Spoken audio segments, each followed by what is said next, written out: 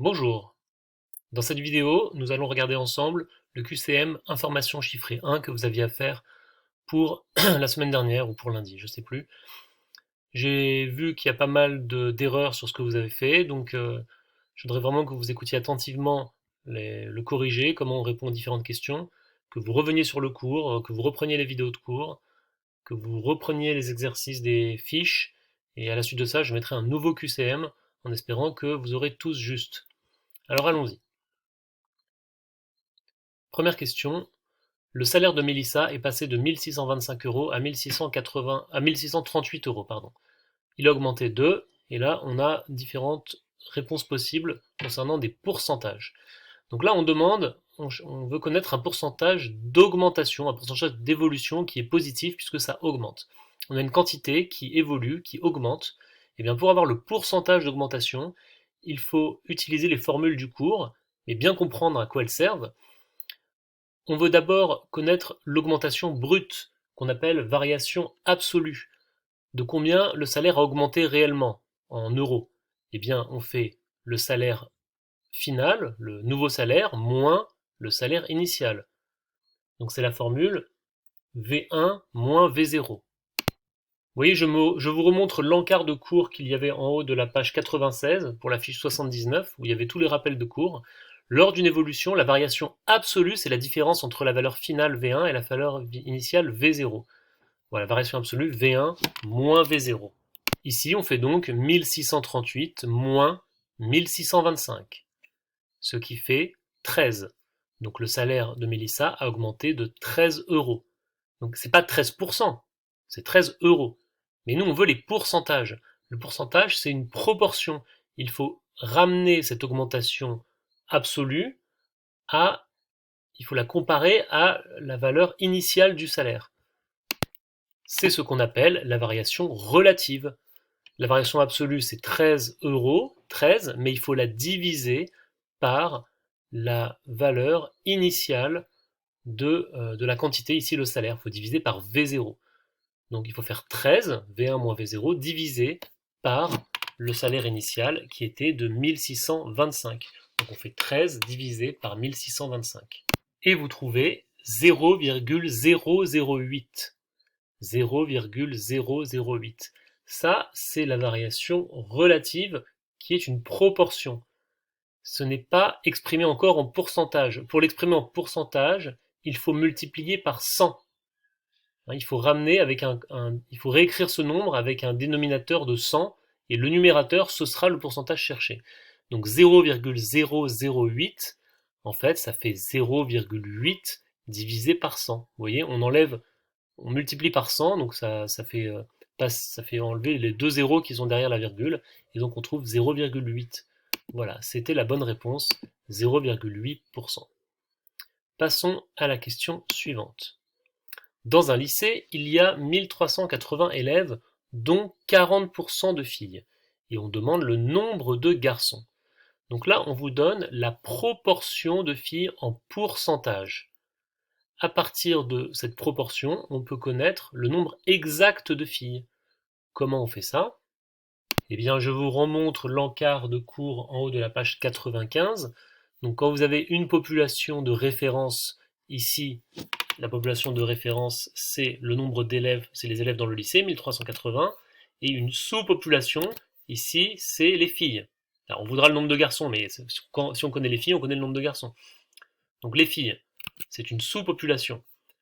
Eh bien, la proportion de fréquence, c'est l'effectif de la sous-population divisé par l'effectif de la population de référence. Donc là, ici, le nombre qu'on cherche, quand on le divise par 1380, ça doit nous donner une proportion de 45%, de 45 divisé par 100, ou encore de 0,45. Donc le nombre cherché divisé par 1380 est égal à 0,45. Donc le nombre cherché, ou plutôt le nombre de filles, c'est égal à 0,45 fois 1380. Alors, on peut aussi se souvenir directement de ça. Quand vous avez une proportion, si elle est écrite en pourcentage, il faut diviser par 100 pour avoir la proportion réelle. Donc là, c'est 0,45. il y a une fréquence de 0,45 de filles. Eh bien, on multiplie cette fréquence par le nombre total, par l'effectif total, et ça donne le nombre de filles. Donc on fait le calcul. On peut prendre la calculatrice, 0,45 fois 1380, et on trouve 621. Alors attention, c'est le nombre de filles. Donc là, il ne faut pas cliquer là-dessus. Là, en faisant ce calcul, on a le nombre de filles. Pour avoir le nombre de garçons, il faut faire la différence avec 1380. 1380 moins 621. On fait le nombre total moins le nombre de filles, et on trouve 759. C'était la bonne réponse. Il y avait aussi une autre façon de faire, c'est de d'abord passer par la fréquence de garçons. Puisqu'on sait qu'il y a 45% de filles, ça veut dire qu'il y a 55% de garçons. 100 moins 45. Il y a 55% de garçons, et on pouvait aussi directement multiplier 1380 par 0,55. Et on trouve 759. Passons à la question suivante. Diminuer une quantité de 15%, c'est quoi? Ça revient à faire quoi? La multiplier par 0,15, la multiplier par 1,15, etc., etc. Ça veut dire quoi diminuer de 15%? Ça veut dire retirer 15% de la valeur initiale.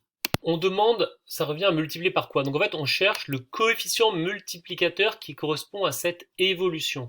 Et là, c'est une évolution qui est une diminution de 15%. Donc en fait, c'est une évolution de moins 15%. En fait, le taux d'évolution, c'est moins 15 vu que ça diminue. Eh bien, la formule, c'est que la nouvelle valeur, V1, eh bien, on l'obtiendra en multipliant la valeur initiale par 1 plus moins 15 sur 100. Un t est égal à moins 15, ça diminue.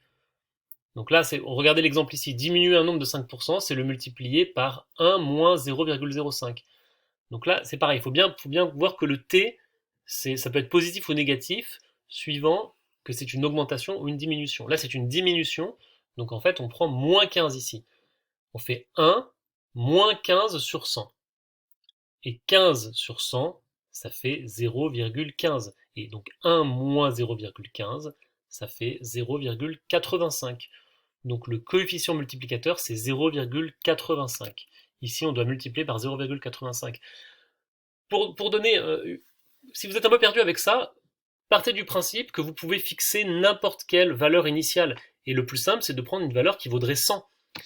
Si votre quantité initiale, elle vaut 100, la quantité, on ne sait pas ce que c'est, mais supposons qu'elle est égale à 100. Et on la diminue de 15%. Eh bien, 15% de 100, c'est 15. C'est évident. Donc la diminuer de 15%, c'est du coup la diminuer de 15. Donc on passe de 100 à 85. Et passer de 100 à 85, ça revient à multiplier par 0,85. Voilà, et bien là on est parti d'une valeur initiale de 100, mais on pourrait partir de n'importe quelle valeur, ce serait toujours ce même coefficient multiplicateur. Par exemple, si la quantité initiale valait 200, eh bien on multiplierait encore par 0,85. Ça reviendrait à enlever 30, parce que 15% de 200, ça fait 30. Et donc on passerait de 200 à 170, ce qui revient encore une fois à multiplier par 0,85. Question suivante. Alors là, on a deux évolutions successives. Une quantité qui a subi une hausse de 10%, puis une baisse de 50% A. Alors là, c'est vraiment les questions piégeuses. Quand on n'a pas vu le cours ou qu'on n'est pas bien, on peut faire l'erreur de penser qu'on additionne les pourcentages. On augmente de 10% et on baisse de 50, on se dit c'est 10 moins 50, ça fait moins 40, et donc ça serait une baisse de 40%. Alors là, c'est même pas dans les propositions, donc ça veut dire que vraiment c'est pas ça. Donc là, on va regarder ensemble l'encart de cours qui correspond dans le cahier d'exercice. On a des évolutions successives, on part d'une première valeur. Elle évolue vers une nouvelle valeur et elle évolue de nouveau vers encore une nouvelle valeur. À chaque fois, les évolutions sont associées à des coefficients multiplicateurs. Eh bien, le coefficient multiplicateur global, c'est le produit des deux. C'est normal, on multiplie d'abord par le premier coefficient, on multiplie ensuite par le deuxième, c'est comme si d'un seul coup on multipliait par le produit des deux. Donc là, si on reprend l'exemple, on a d'abord subi une hausse de 10%. Ça revient à multiplier par quoi? Eh bien, montée de 10%, ça revient à multiplier par 1 plus 10 sur 100. Donc 1 plus 0,1, c'est-à-dire 1,1. Donc on multiplie d'abord par 1,1, Ensuite, on baisse de 50%. Baisser de 50%, ça revient à multiplier par 1 moins 50 sur 100. 1 moins 0,5, ce qui fait 0,5. Donc le coefficient multiplicateur associé à une hausse de 10%, c'est 1,1. Et le coefficient multiplicateur associé à une baisse de 50%, c'est 0,5. Eh bien, le coefficient multiplicateur global, c'est le produit des deux, 1,1 fois 0,5, ce qui fait 0,55. Donc, globalement, on multiplie par 0,55. Il faut retrouver le taux d'évolution correspondant. Eh bien, multiplier par 0,55, ça revient à multiplier par 1 moins quelque chose sur 100, et ce quelque chose, c'est 45. 45 sur 100, si vous faites 1 moins 45 sur 100, ça fait bien 0,55. Donc c'est une baisse de 45%. Alors là encore, les calculs sont peut-être un peu compliqués si vous ne comprenez pas bien, mais n'hésitez pas, comme pour la question précédente, à partir d'une valeur qui vaudrait 100. De toute façon, ça marchera avec n'importe quelle valeur. Donc si vous partez, je sais pas, vous prenez un pantalon, imaginez, qui coûte 100 euros. Le prix augmente de 10%, donc il passe à 110 euros. Et ensuite, le prix baisse de 50%. Baisser de 50%, ça veut dire diminuer de moitié. Donc là, il valait 110 euros, et le prix descend de moitié, donc la moitié de 110, c'est 55. Donc le prix à l'arrivée, le dernier prix, c'est 55 euros. Donc finalement, on est passé de 100 euros à 55 euros, donc on a baissé de 45 euros. Et 45 euros de baisse alors qu'on partait de 100 euros, ça fait une baisse de 45%, vu qu'on est parti du prix on est parti d'un prix de 100 euros. Voilà, j'espère que les choses s'éclairent. Tout ça, c'est déjà réexpliqué dans les vidéos sur les différents exercices. Reprenez-les attentivement. Et voilà, j'espère que vous allez bien comprendre tout ça. Il nous reste une dernière question à voir. Les 3/4 des clients d'un gîte sont étrangers. Parmi ceux-ci, 80% sont satisfaits de leur séjour. Le pourcentage de clients étrangers satisfaits est... Alors là, on est dans une question où on prend un pourcentage d'un pourcentage. On peut reprendre le petit encadré de cours en haut de la page 97. Quand vous avez une grande population de référence, grand A, une sous-population, grand L, et vous prenez une sous-population de grand L, donc vous prenez, par exemple, vous reprenez la vidéo où je parlais de ça, avec les bus, là, et bien pour avoir finalement la proportion de la sous-population S relativement à la population grand A, on multiplie les proportions. On multiplie les pourcentages, et on obtient le pourcentage de S vis-à-vis de grand A. Regardons ici dans l'exemple. Les 3/4 des clients d'un gîte sont étrangers. C'est quel pourcentage 3/4? C'est 75%, parce que si on fait 3/4 fois 100, ça fait 75. Alors, vous voyez, on peut écrire 75 sur 100, mais on peut laisser 3 sur 4. Hein. C'est la fréquence, c'est la proportion, c'est 3 sur 4. En pourcentage, ça ferait 75%, mais on peut très bien laisser 3 sur 4. Parmi ceux-ci, 80% sont satisfaits de leur séjour. Et donc ça veut dire que parmi les étrangers, il y a 80% qui sont satisfaits, ça fait une proportion de 80 divisé par 100, 80 sur 100, qu'on peut simplifier en 8 sur 10, voire même en 4 sur 5. Peu importe, en tout cas pour avoir le pourcentage des clients étrangers satisfaits parmi tous les clients d'un gîte, on va multiplier les deux proportions, donc on va multiplier 3/4 par 80 sur 100. 3 divisé par 4 fois 80 divisé par 100. On multiplie les deux. Alors, si vous êtes gêné par les écritures en fractions, on peut se ramener à des écritures décimales. 3/4, c'est 0,75. 80 sur 100, c'est 0,8. Donc on fait 0,75 fois 0,8. Si vous êtes adepte de la calculette, vous prenez la calculette et vous trouverez que ça fait 0,6. Donc la proportion, la fréquence de clients satisfaits, c'est 0,6. Mais on veut le pourcentage correspondant, et bien on multiplie par 100. 0,6 fois 100, ça fait 60%. C'est le pourcentage de clients satisfaits. Voilà, bon, j'ai bien détaillé toutes les réflexions autour de ces différentes questions. Assurez-vous de bien avoir tout compris. Reprenez les exercices des fiches, regardez les vidéos correspondantes. Il faut vraiment que tout ça se soit clair. Et je mettrai prochainement un autre QCM où j'espère que tout le monde sera capable de répondre.